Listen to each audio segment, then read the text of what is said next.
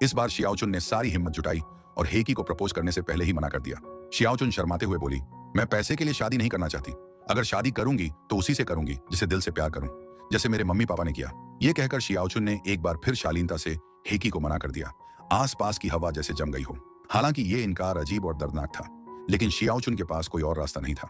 अगर आज सब साफ नहीं कहती तो दोनों के लिए आगे और उलझन होती। हेकी ने भारी सन्नाटे को तोड़ा।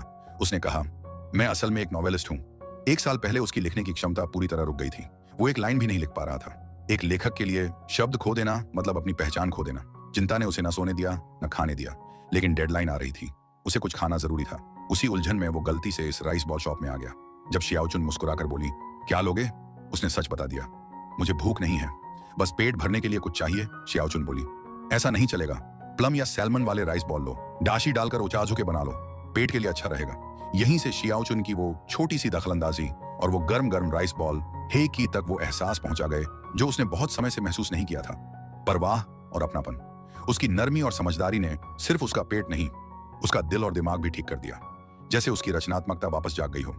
हेकी बोला, मेरा इरादा सिर्फ तुम्हें धन्यवाद देने का था। मेरे हिसाब से किसी लड़की को सबसे अच्छा तोहफा एक खुश जिंदगी देना है। अगर मैंने तुम्हें परेशानी दी तो मुझे बहुत अफसोस है।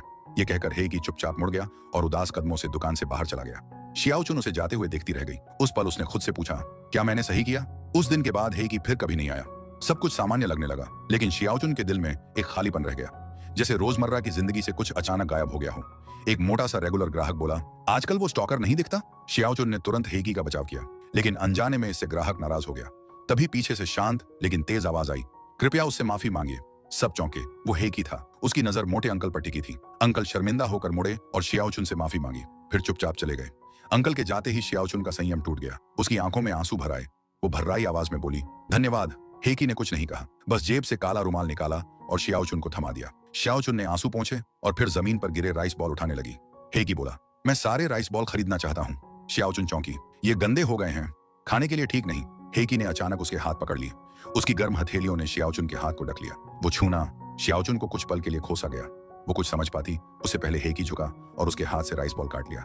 हेकी बोला, मैं तुम्हारी जिंदगी में दखल नहीं देना चाहता, लेकिन तुम्हें हर दिन देखना चाहता था, इसलिए दूर से देखता रहा। आज तुम्हें परेशानी में देखा तो खुद को रोक नहीं पाया। आज आखिरी बार तुम्हारे हाथ का राइस बॉल चखना मेरे लिए काफी है, मुझे और कुछ नहीं चाहिए। ये कहकर हेकी शांति से दुकान से निकल गया। कुछ ही देर में शियाओचुन उसके पीछे दौड़ी और रोते रोते बोली, तुम बेवकूफ हो क्या? आखिरी बार जैसी बातें क्यों बोल रहे थे? और यहीं से कहानी असली प्यार की तरफ मुड़ने वाली थी।